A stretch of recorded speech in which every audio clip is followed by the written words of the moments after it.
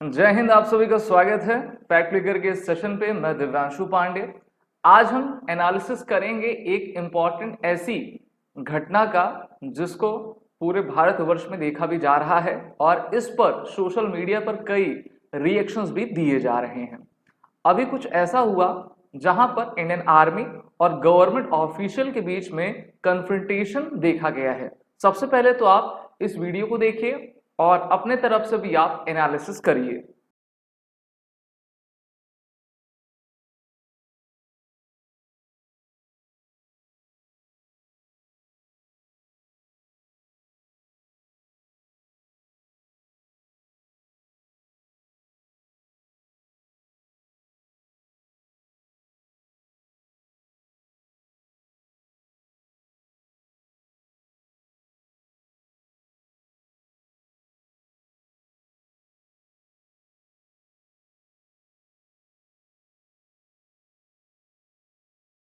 तो अभी आपने देखा कि किस तरीके से ये घटना आपकी घटित हुई है। अब इसका बैकग्राउंड क्या रहा है इसके बारे में आपको बताऊंगा। हम जानते हैं कि एलओसी यानी कि लाइन ऑफ कंट्रोल जो भारत और पाकिस्तान के बीच में एक सीमा रेखा का कार्य करती है और उसकी फेंसिंग हमारे इंडियन आर्मी के द्वारा की जाती है, जिससे कि जो दुश्मन हैं और उनके द्वारा भेजे गए जो आतंकवादी हैं वो भारत की सीमा में प्रवेश ना कर सकें और उनको एक हर्डल का सामना करना पड़ जाए। कुछ इसी उद्देश्य से इंडियन आर्मी के जो कर्नल हैं इंजीनियर कोर के, वो गए हुए थे गवर्नमेंट ऑफिस जहां पर इस प्रकार के कार्यों को अंजाम दिया जाता है, यानी कि जो फेंसिंग होती है उसको आपके पेपर वर्क में सैंक्शंस अपने तरफ से दिया जाता है कि हाँ हमारी तरफ से अनुमति है। तो ये इंसिडेंट आपका जो हुआ है army commanding officer by an assistant defence state officer के बीच में हुआ है। अब देखिए एडीईओ और सीओ जो है आपस में भिड़ गए। आपने देखा इस वीडियो में प्रतीत यही हो रहा था कि आर्मी जो कर्नल हैं वो उस ऑफिसर के काफी नजदीक जाते हैं। वो ऑफिसर जो सिविलियन ऑफिसर रहता है वो इंडियन आर्मी के ऑफिसर को यानी कि कर्नल को अपने तरफ से पुश कर देता है और इसके बाद से बात और भड़कने लगती है। इंडियन आर्मी के जो कर्नल रहते हैं वो अपने अन्य सोल्जर्स को अंदर बुलाते हैं और फिर उस ऑफिसर को पकड़कर वो ले जाते हैं। वो जो गवर्नमेंट ऑफिशियल था उसका नाम एडीईओ त्रियम सिंह है और जो हमारे सीईओ हैं सीओ यानी कि आर्मी कर्नल, उनके बीच में कन्फ्रंटेशन देखा गया। सीईओ का नाम अंकुश चौधरी है। अब ये बात क्या थी? बात ये थी कि जो एलओसी का एक फेंसिंग प्रोजेक्ट चल रहा है इस पर जो डिले हो रहा था उस गवर्नमेंट ऑफिस की तरफ से, डिपार्टमेंट की तरफ से, वहां पर उस डिले को सही करने के लिए और कार्य काफी तेजी से हो सके इसके लिए सीओ अपने तरफ से खुद जाते हैं, उस ऑफिसर से बात करते हैं कि देखिए ये प्रोजेक्ट काफी लंबे समय से रुका हुआ है जहां पर हमको काफी दिक्कतों का सामना करना पड़ रहा है और अभी हमने देखा ऑपरेशन सिंदूर में जो है किस तरीके से आतंकवादी हमारे यहाँ इन्फिल्ट्रेट कर दिए थे। तो इसी में जो है बात आपकी बढ़ गई, गर्मा गर्मी हो गई और बात जो है एक तरीके से हाथापाई पे आ गई। आप सीओ के साथ एक मेरे ख्याल से वो लेफ्टिनेंट थे, उनको देख पाते होंगे, वो सीओ को रोक रहे थे कि सर जाने दीजिए, लेकिन सीओ को धक्का दे दिया गया और सीओ आप जानते हो सबसे बड़ी पोस्ट होती है, कमांडेंट वो रहा करते हैं। तो उन्होंने अपने सैनिक को बुलाया और सैनिकों ने बाकी जितने भी कर्मचारी थे उन सभी को हटाकर जो है उस ऑफिसर को पकड़कर वो ले गए। अब देखिए बात कहां तक जाएगी वो तो देखने वाली बात रहेगी। सब अपनी तरफ से अलग अलग प्रतिक्रिया दे रहे हैं। रिटायर्ड लेफ्टिनेंट जनरल जिनका नाम एपी ढुल्लो है, उन्होंने भी अपने तरफ से कुछ बातें कही हैं एक्स पर लिखकर। उन्होंने उनके द्वारा कहा गया कि for the soldiers commanding officer is next only to the god, touching a CO has consequences. A CO has responsibility to protect his jawans and he will lay down his life doing so and vice versa for the jawan। तो बात बिल्कुल सही है, लेकिन दोनों ही अधिकारियों को चाहिए था कि वो आपस में बैठकर विचार करें, क्योंकि ये काम किसी व्यक्ति का नहीं है बल्कि ये काम देश का है। अगर हम एक दूसरे के साथ कन्फ्रंट करते जाएंगे तो ये बात बिल्कुल भी अच्छी नहीं रहेगी और वैसे भी किसी सीओ को जो है टच करना, उसको धक्का देना, ये कहीं से भी उचित बात नहीं रहती है। अगर हम अब बात करते हैं एलओसी की, तो भारत और पाकिस्तान की सीमा से एलओसी लगती है और भारत और चीन की सीमा रेखा से एलएसी लगती है। दोनों में की डिफरेंस क्या है? एलओसी दोनों देशों के द्वारा माना जाता है, लाइन ऑफ कंट्रोल इसका नाम रहता है, और एलएसी चाइना और भारत के बीच में लाइन ऑफ एक्चुअल कंट्रोल है, जहां पर यह होता है कि हाँ दोनों देशों ने ये जाना है कि ये बॉर्डर लाइन नहीं है, लेकिन हम इस पे जो है राजी हैं कि ये एक ऐसा एरिया जिसको हम नो मैंस लैंड जोन बनाएंगे, और अभी तक जब तक अभी कुछ काम नहीं हुआ हो तो कोई भी देश यहाँ पर अपना परमानेंट इंफ्रास्ट्रक्चर नहीं बनाएगा। तो ये इंपॉर्टेंट आपके डिफरेंस रहा करते हैं। भारत अपने एलओसी को मजबूत करना चाहता है, जिससे कि पाकिस्तान के द्वारा जो भेजे गए आतंकवादी हैं वो इस एलओसी को, इस सीमा रेखा को पार ना कर पाए, क्योंकि इंडियन आर्मी को फिर काफी दिक्कत होने लगती है। और आप जानते हो जो जियोग्राफिकल टीरेन है वो कुछ इस प्रकार से है कि आप चप्पे चप्पे पर फेंसिंग नहीं लगा सकते हो। फेंसिंग में आजकल काफी हाई टेक्नोलॉजी का भी यूज किया जा रहा है, थर्मल इमेजिंग सेंसर्स, कैमरा, ये सभी चीजें लग रही हैं, जिससे कि हम रात में दिन में खराब से खराब वेदर में इसको डिटेक्ट कर पाए। पहलगाम अटैक कुछ इसी प्रकार से हुआ था, क्योंकि सबसे पहले तो आप यही इसी पहाड़ को देख लीजिए, अब इस पहाड़ में आप कहाँ कहाँ फेंसिंग लगाएंगे। हमारी इंडियन आर्मी गश्त करती है, और पिछले 4-5 सालों में जब से कोविड-19 लगा है और अग्निवीर योजना आई है, लगभग 3 लाख के करीब लगभग 3 लाख के करीब इंडियन आर्मी की स्ट्रेंथ में कमी आई है। पहले हमारी स्ट्रेंथ 13 लाख थी, अब 9-10 लाख आपकी बची हुई है।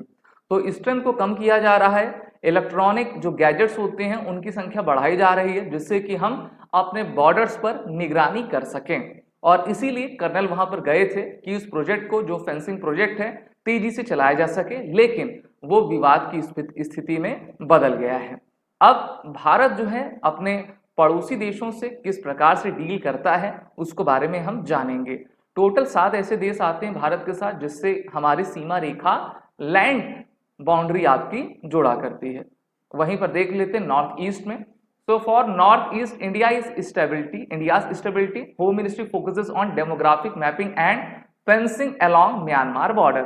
सबसे अधिक चुनौती अगर हमको कहीं पे आ रही है तो म्यांमार बॉर्डर पर आ रही है। आपने मई 2023 में सुना होगा कि मणिपुर में एक सामुदायिक हिंसा आपकी हुई थी, कुकीज वर्सेस मैतीस के बारे में, ठीक है।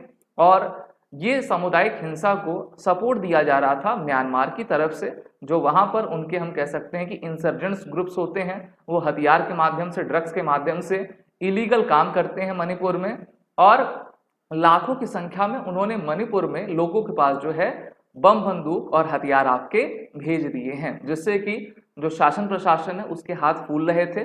इस कारण से अभी हाल ही में हमारे केंद्र सरकार को मणिपुर में राज्य सरकार को वहां का हटाकर एक तरीके से वहां पर केंद्र की सरकार लानी पड़ी है, और अजय भल्ला जो कि होम सेक्रेटरी थे, फॉर्मर होम सेक्रेटरी थे, उनको भेजा गया है एज अ गवर्नर।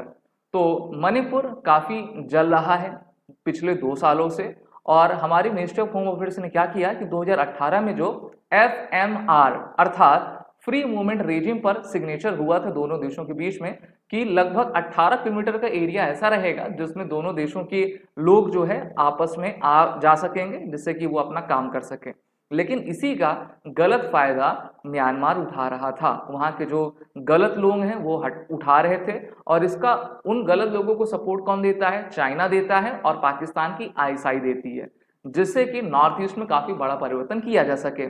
अगर आप पिछले 150-2 साल में देखें तो जो हमारी नॉर्थ ईस्ट इंडिया था, मेनली मणिपुर, मिजोरम, ये सब लोग जो आदिवासी ट्राइब्स के थे, SC/ST समाज के थे, तो उनको कन्वर्ट करके मेनली क्रिश्चियनिटी में डाला गया, और एक बड़ा हम कह सकते हैं कि सेटबैक भारत के लिए था, और भारत ने भी इस पे ध्यान नहीं दिया। इस बार की सरकार क्या कह रही है? इस बार की सरकार यहाँ पर कह रही है कि हम डेमोग्राफिक मैपिंग भी करेंगे। डेमोग्राफिक मैपिंग करना बहुत ही आवश्यक रहा करता है कि किस तरीके से किसका काम चल रहा है, और बड़े बड़े लीडर्स ने राज्यसभा, लोकसभा में पहले से कहा है कि 5 किलो 10 किलो गेहूं देकर आप गरीब का धर्म परिवर्तन करवाते हो, और उससे अपना कार्य आपका लिया करते हो, जिससे कि आप वो ट्रांसफर कर सको और वहां पर क्षेत्रीय अस्थिरता लाकर हमारे देश को अनस्टेबल करवा पाओ।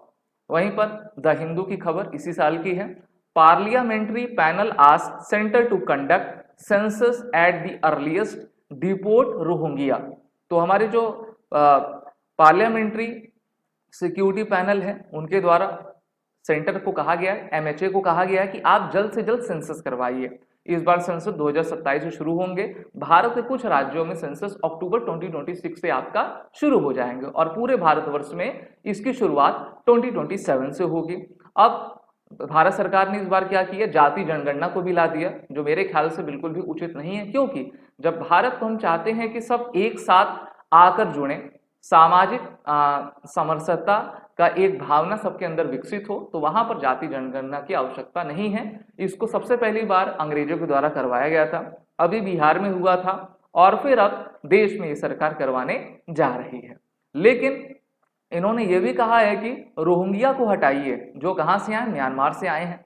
और रोहिंग्या मुस्लिम होते हैं जिन्होंने म्यांमार में जो बुद्धिस्ट थे उनको काफी प्रताड़ित किया था, मारा था, काटा था, और उसके बाद से म्यांमार की जो आर्मी थी उन्होंने इनके ऊपर काफी एक्शन लिया और फिर ये विश्व के अलग अलग कोने में भागते चले गए। मेनली ये बांग्लादेश के रास्ते भारत में आपका आ गए और लगभग कोई रिपोर्ट है 40,000, कोई कहता है 1 लाख के करीब रोहिंग्या भारत में हैं और इनके पास आधार कार्ड है, वोटर आईडी कार्ड है, ये राशन ले रहे हैं और सरकारी सुविधाओं का लाभ भी उठा रहे हैं। और भारत में जिस प्रकार से वोट बैंक की पॉलिटिक्स चलती है हम सभी जानते हैं कि किस तरीके से ये चीजें होती हैं।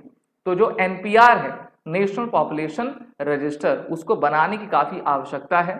इस कारण से भारत सरकार ने 2019-20 में, आपको याद होगा, सिटीजनशिप अमेंडमेंट एक्ट लाया था, जहां पर पाकिस्तान, अफगानिस्तान, बांग्लादेश में जो प्रताड़ित हिंदू हैं उनको किस तरीके से भारत में लाया जा सके और उनको भारतीय बनाया जाए। वहीं पर एनपीआर एनसीए का फॉर्मेशन भी जल्द ही सरकार आपकी कर सकती है, ऐसा सरकार के जो लोग हैं अमित शाह हैं वो कहते हैं। और बिल्कुल सही है, भारत का एक रजिस्टर होना चाहिए जिसमें ये रहे कि हाँ ये व्यक्ति यहाँ का है। अभी तक हमारे पास कोई ऐसा रजिस्टर है ही नहीं और भारत विश्व की सबसे बड़ी जनसंख्या वाला देश है, लगभग 145 करोड़ लोग भारत में आपका रहा करते हैं। North east India border security boost, centre completes 9.2 kilometre fencing at Manipur's Moreh road construction underway. Moreh एक ऐसा पॉइंट है भारत और म्यांमार से जुड़ा हुआ जहां पर सबसे ज्यादा इंसर्जेंट होती है और जो इंसर्जेंट ग्रुप होते हैं, आतंकवादी आप उनको कह लीजिए, ये हमारे सिक्योरिटी पर्सनल पर हमला करते हैं फिर भाग जाते हैं। ये आते हैं, हिंसा करवाते हैं और लोगों को मारते हैं, फिर ये भाग जाते हैं। कुकी वर्सेस मैतीस में एक तरीके से ये नमक डालने का, आग में घी डालने का प्रयास किया करते हैं। तो उस रीजन में फेंसिंग करवाना काफी जरूरी था। सिर्फ फेंसिंग ही नहीं बल्कि हमारी जो आर्म फोर्सेस वहां पर लगी हैं, वो मणिपुर आपकी कमांडोज हैं, वो लगातार गश्त आपकी किया करते हैं, तो ये काफी इंपॉर्टेंट है। वहीं पर 12 मार्च 2025 का ये डेटा है कि 2601 Bangladeshis held on India Bangladesh border in last 13 months MHA to Rajya Sabha. तो 2600 से अधिक बांग्लादेशी पकड़े गए हैं, उनको डिपोर्ट किया गया है और सबसे बड़ा राज्य तो आपका गुजरात है, लगातार इन पर कार्रवाई कर रहा है। ऑपरेशन सिंदूर के बाद तो इनकी जो बड़ी बड़ी झुग्गियां बस्तियां थी उनको गिराया गया है और इनको पकड़ पकड़ रिपोर्ट किया जा रहा है। वहीं पर सुप्रीम कोर्ट भी सुनवाई में बिल्कुल भी नहीं है। सुप्रीम कोर्ट कह रहा है कि देखिए भारत कोई धर्मशाला नहीं है और हमें अपने सिक्योरिटी पर सबसे ज्यादा ध्यान देना होगा। वैसे ही हम 145 करोड़ हैं, बहुत ज्यादा है। 2016 में केंद्र सरकार ने कहा था, वो भी राज्यसभा में कहा था कि लगभग 2 करोड़ के करीब जो है बांग्लादेशी भारत में रह रहे हैं। ये आंकड़ा 5 करोड़ का भी हो सकता है और हमें चाहिए कि ये जो लगातार पॉपुलेशन बढ़ा रहे हैं, भारत में अराजक तत्व ये बनते जा रहे हैं, इनको हम डिटेक्ट करें, रिपोर्ट करें। उसके लिए एक अलग से हम फोर्स बना सकते हैं, मिनिस्ट्री बना सकते हैं जो कि इनकी ट्रैकिंग करे, ट्रैक करे इनको और लगातार डिपोर्ट करती चली जाए, जिससे कि भारत में स्पेस भी आपका बने और इस प्रकार के जो गलत लोग हैं उनको हम भारत से हटा सकें। तो आज हमने यही जाना कि ये जो कन्फ्रंटेशन हमारे ऑफिशियल के बीच में हुआ था वो नहीं होना चाहिए था। हमें एक तरीके से सहयोग कर अपनी चीजों को सुलझाना है और किसी भी तरीके से किसी भी इस प्रकार के कॉन्फ्लिक्ट में नहीं पड़ना है। आपकी राय क्या है? आप सभी कमेंट बॉक्स में जरूर बताएं। जय हिंद।